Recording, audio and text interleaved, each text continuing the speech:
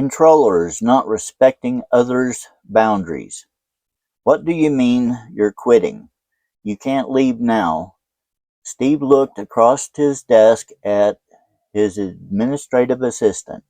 Frank had been working with Steve for several years and was finally fed up. He had given up his all to the position, but Steve didn't know when to back off. Time after time, Steve would insist on Frank spending unpaid time at the office on important projects. Frank had even switched his vacation schedule twice at Steve's insistence.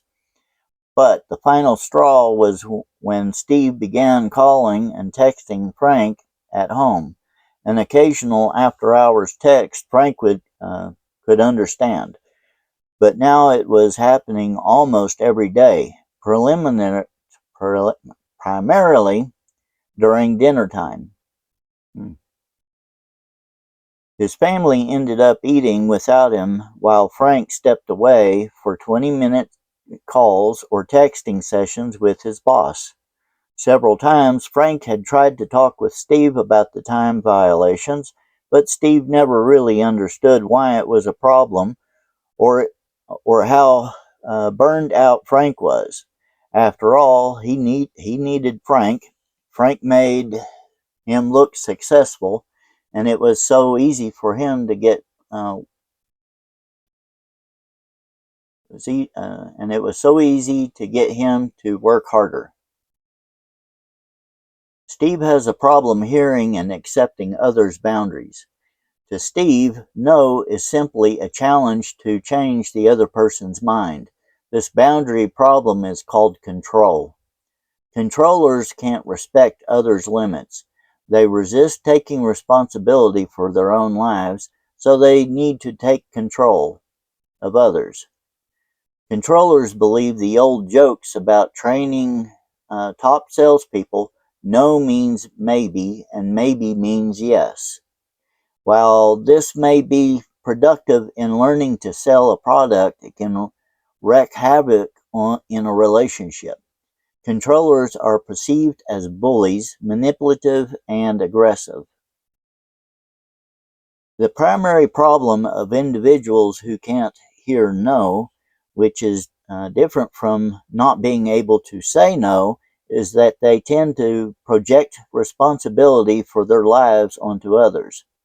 They use various means of control to manipulate others to carry the load intended by God to be theirs alone.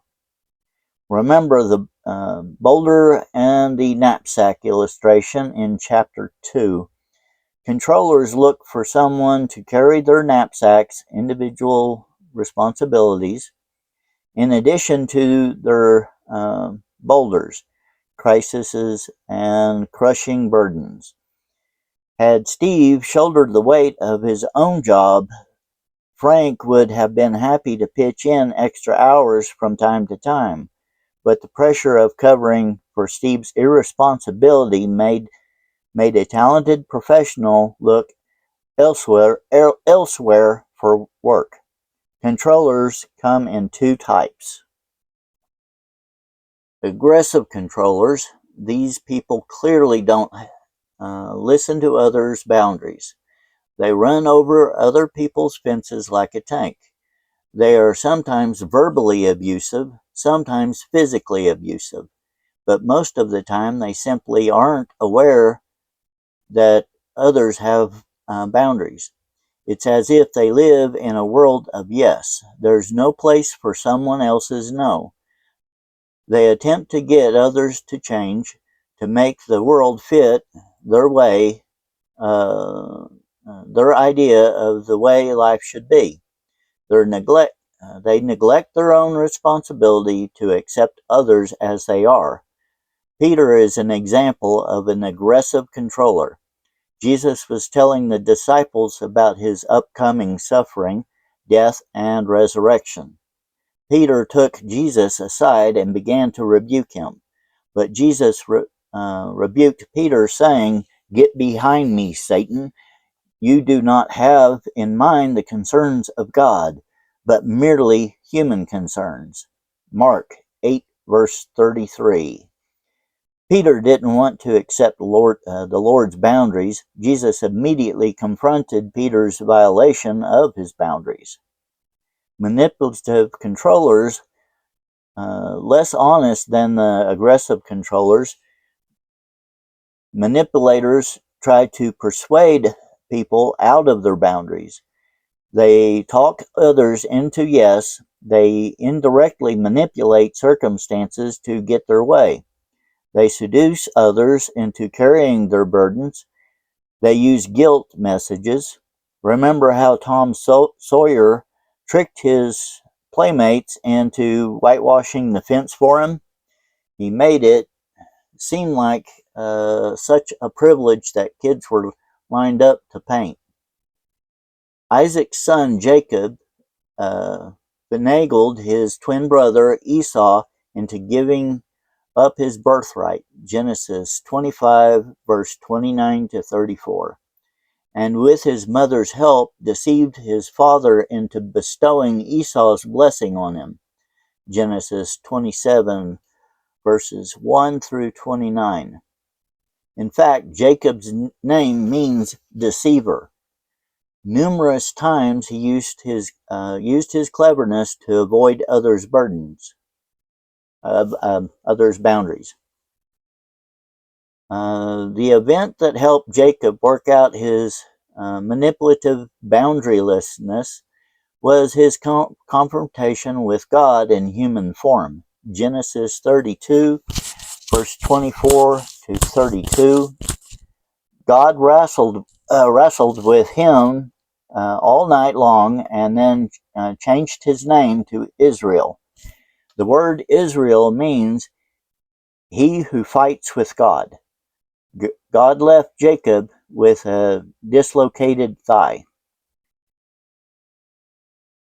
And Jacob changed. He became less deceitful and more honest. His aggressiveness was clearer, as evidenced by his new name. He was owning his feistiness. Only when the manipulative controller is confronted with his dishonesty can he take responsibility for it, repent of it, and accept his and others' limits. Manipulators deny their desires to control others. They brush aside their own self-centeredness. They are like the adulterous woman in Proverbs. She eats and wipes her mouth and says, "I've done nothing wrong." 30 verse 20. Believe it or not, compliance and avoidance can also be controllers. They tend, however, to be more manipulative than aggressive.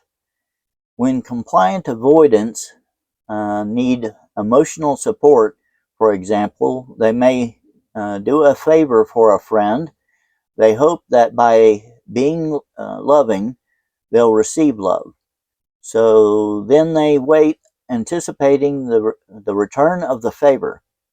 And sometimes they wait for years, especially if they've performed the favor for someone who can't read minds. What's wrong with this picture? It's not a picture of love. The love that God talks about doesn't seek a return for its investment. It is not self-seeking. 1 Corinthians 13, verse 5. Caring for someone so that they'll care back for us is simply an indirect means of controlling someone else. If you've ever been on the receiving end of that kind of maneuver, you'll understand.